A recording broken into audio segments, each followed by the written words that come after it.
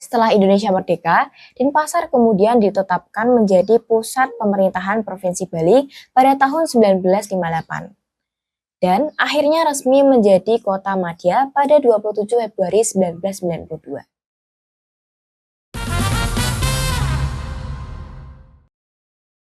Nah, bahas Provinsi Bali, kayaknya kita perlu jalan-jalan dulu gak sih guys?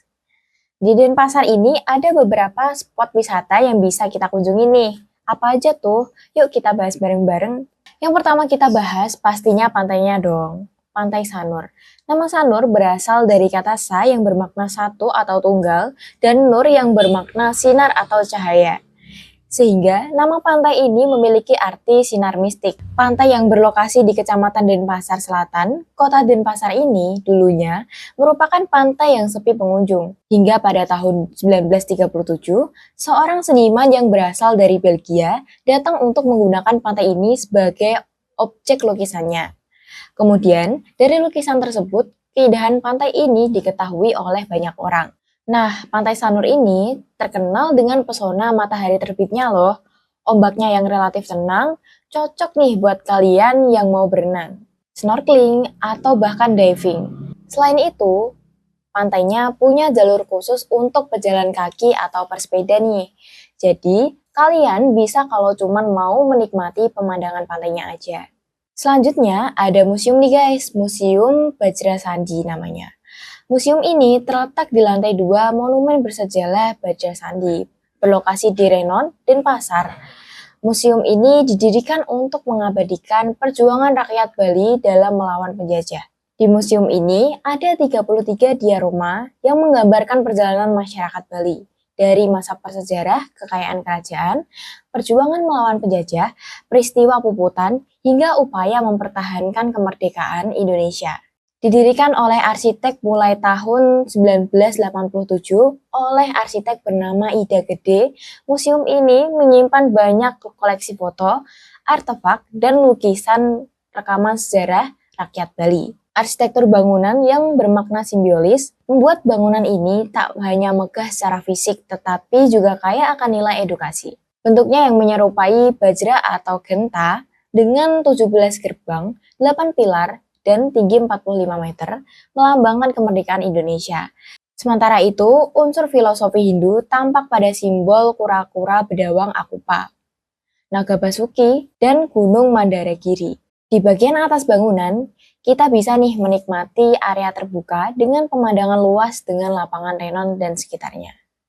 Masih di Eduwisata, Denpasar juga punya Turtle Education and Conversation Center. Berlokasi di Jalan Tukat Wisata nomor 4, Kelurahan Serangan, Denpasar.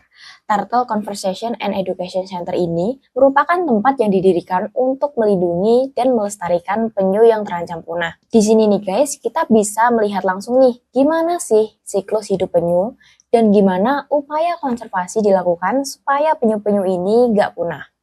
Mulai dari tukik atau bayi penyu hingga penyu dewasa. Turtle Conservation Education Center ini memfasilitasi kita yang mau belajar tentang siklus kehidupan penyu. Selain itu, kita juga bisa nih menikmati dan berinteraksi langsung dengan cara memberi makan penyu hingga melihat proses penetasan penyu. Wisata ini merupakan ruang edukasi penting dan aksi nyata dalam pelestarian satwa laut.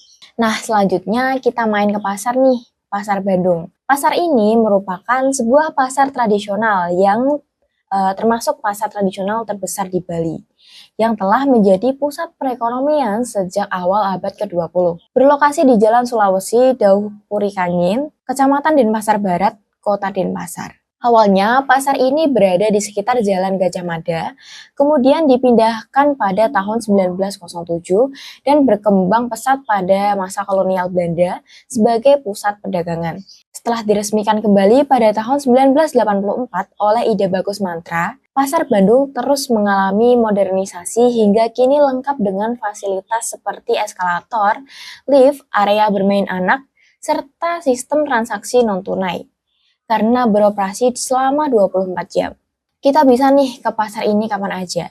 Pasar ini melayani semua kebutuhan kita sekaligus mempertahankan tradisi lokal seperti keberadaan tukang suun dalam menyediakan perlengkapan upacara adat Bali. Pasar ini menyediakan berbagai kebutuhan pokok seperti sayur, daging, ikan, sembako, serta menjual berbagai pakaian dan kain khas Bali, dan berbagai perlengkapan adat. Pada sore hingga malam hari, area pasar ini menjadi pusat kuliner dengan aneka jajanan dan makanan khas yang bisa kita nikmati.